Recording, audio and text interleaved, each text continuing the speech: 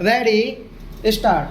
The equation of defense is your defense forces plus your industrial and technological background plus thirdly the economy of the country and fourthly the spirit of the people.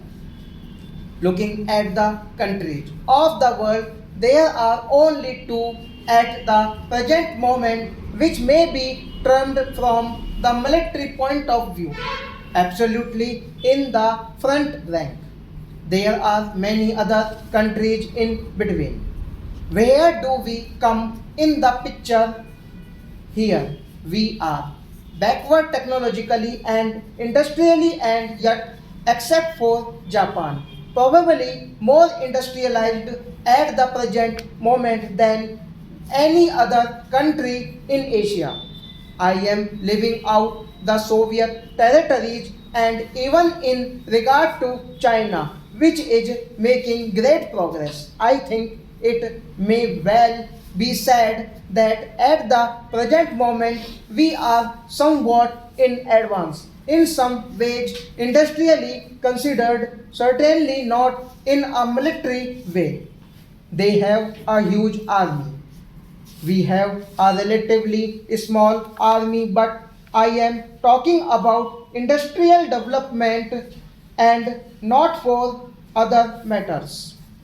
We belong, therefore, to the so called underdeveloped countries, though more advanced in some matters. Take atomic energy, probably we are in the first half or dozen countries of the world or somewhere near that. I do not exactly know. It is difficult to say. We are certainly not among the first three or four. We are in the next rank.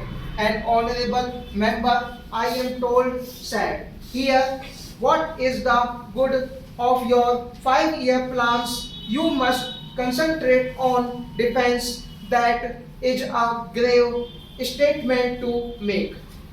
But the 5-year plan is the defense plan of the country. What else is it? Because defense does not consist in people going about marching up and down the road with guns and other weapons. Defense consists today in a country being industrially prepared for producing the goods and equipment of defense. The right approach to defense is to avoid having unfriendly relations with other countries. Some honorable members in this house who talk in rather aggressive terms of neighboring countries and want to take brave action, sword in hand, serve no cause, certainly not the cause of this country.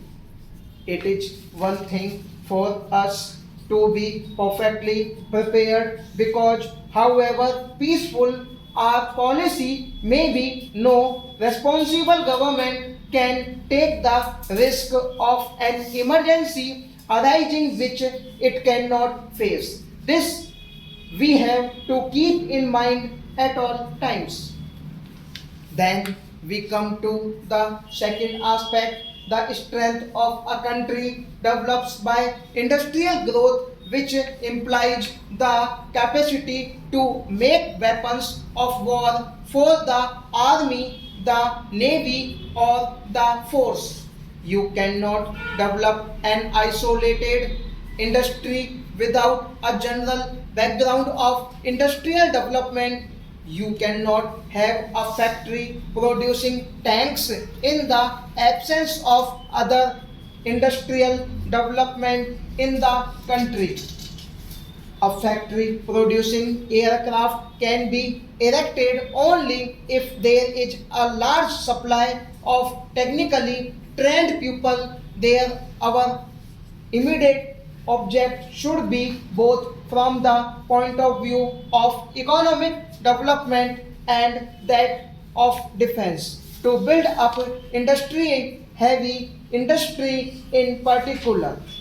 The criticism may be justified that we ought to have started thinking in these terms even earlier. But the point is that we are at least today thinking in terms of building up heavy industry, iron and steel, machine making plants, and production of oil. Take this business of oil, most of your machines will become completely useless without oil to run them if we do not produce enough oil in this country. Where the big machine get tied up, there will be nothing to run them with. Now we come up against a grave difficulty. Let us admit for the moment that we are producing along right lines, those right lines being the industrialization of the country, which is good from the economic point of view as well as for defense. But industrialization takes time. What will happen before you are strong enough? You may get knocked down in the course of the next 10 years, and all you saying we are not ready to for an attack will not prevent the enemy from attacking you. This is a difficult problem that every country has to face to balance immediate danger with consideration of better security later on. If you think too much in terms of immediate danger and concentrate on it, the result will be that you never get strong enough tomorrow and the day after.